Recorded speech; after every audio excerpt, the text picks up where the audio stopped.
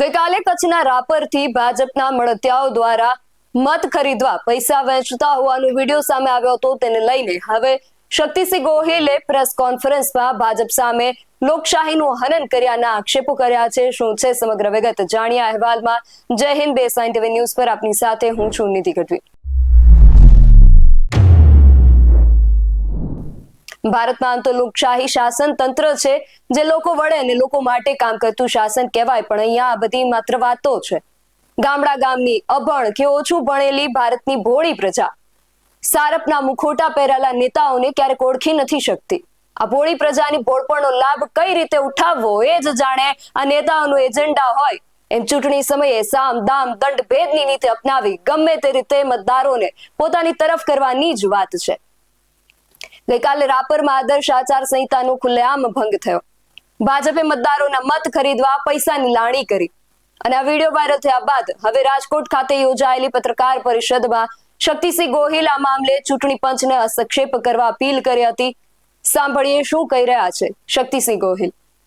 મારા કોંગ્રેસ પક્ષના સિનિયર નેતાઓ કે એમને એક નગરપાલિકાના 10 મહિના પહેલા પ્રભારી તરીકે નિમણૂક કર્યા અને સતત સિનિયર આગેવાન એક નગરપાલિકાના પ્રભારી તરીકે જઈને એમણે વોર્ડની રચના કરી, નગરપાલિકામાં નગર સમિતિની રચના કરી, સંગઠન બનાવ્યું અને પરિણામે અમે આજે મજબૂતીથી ભારતીય જનતા પાર્ટીનો સામનો કરી રહ્યા છીએ અને એનો યશ મારા કોંગ્રેસ પક્ષના કાર્યકર્તાઓને અને કોંગ્રેસ પક્ષના નેતાઓને જાય છે.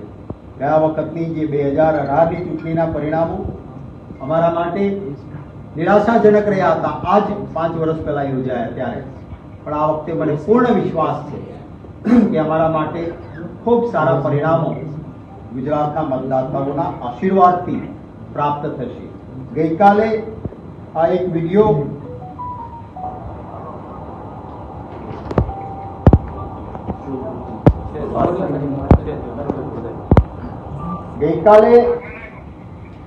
આ ભારતીય જનતા પાર્ટીના નેતાઓ 500 રૂપિયાની થપ્પીઓ લઈને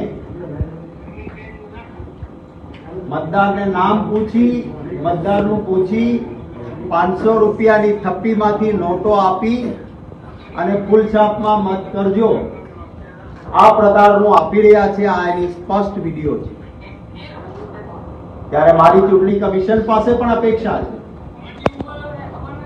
કે સીઓ મોટો સામેથી સંજ્ઞાન લઈને આ વિડીયોનું હું આપ સૌને આ વિડીયો અમારા શહેર સમિતિના પ્રમુખશ્રીને ફોરવર્ડ કરીશ, આપને સૌને મોકલી આપીશ.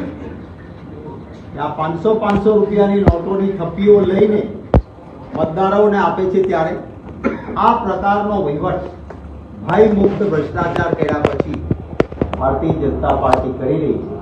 પણ મને વિશ્વાસ છે કે આ પ્રકારની પ્રવૃત્તિથી મતદાતાઓ ગુજરાતના ભ્રમિત નહીં થાય અને પંજાના નિશાન પર મતદાન કરશે એવી જરૂર મને અપેક્ષા છે અને મારી વિનંતી પણ છે.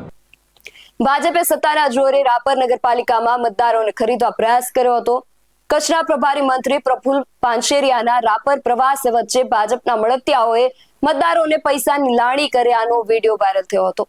વિડીયોમાં ભાજપના ખેસ પહેરેલા વ્યક્તિઓ નામ દીઠ લોકોને પૈસા આપતા હોવાનું સામે આવ્યું. કોંગ્રેસે આદર્શ આચાર સંહિતાના ભંગ બદલ કાર્યવાહી કરવા જિલ્લા કલેક્ટર અને જિલ્લા ચૂંટણી પંચને લેખિત રજૂઆત પણ કરી હતી અને હવે શક્તિસિંહ ગોહિલે પત્રકાર પરિષદમાં પણ આ મુદ્દો ઉઠાવ્યો હતો. ભાજપના શું આટલા નબળા દિવસો આવ્યા છે કે પૈસા આપીને મતદારો ખરીદવા પડે? શું ભાજપના નેતાઓમાં એટલો દમ નથી રહ્યો કે સ્વબળે ચૂંટણી જીતી શકે? અને કાયદાનું ઘડતર કરનારા જ જો આમ કાયદાનો ભંગ કરી લોકશાહીનું હનન કરતા રહેશે તો આગળ શું નહીં થાય? આ લોકોને આવું કરતા જરા પણ ડર કે શરમ જેવી કોઈ વસ્તુ આડે નહીં આવતી હોય? આ પ્રકારના અનેક સવાલો અહીંયા ઉઠી રહ્યા છે. આ વિશે તમારું શું માનવું છે? અમને કમેન્ટ કરીને ચોક્કસથી જણાવજો. આવા જ વધુ અહેવાલો સાથે મળતા રહીશું. તમે મારી YouTube ચેનલને સબસ્ક્રાઇબ કરવાનું અને અમને Facebook અને Instagram પર ફોલો કરવાનું ભૂલશો નહીં. બાકી અવનવી અપડેટ્સ માટે આપ જોતા રહો બેસાઈન ટીવી ન્યૂઝ. નમસ્કાર.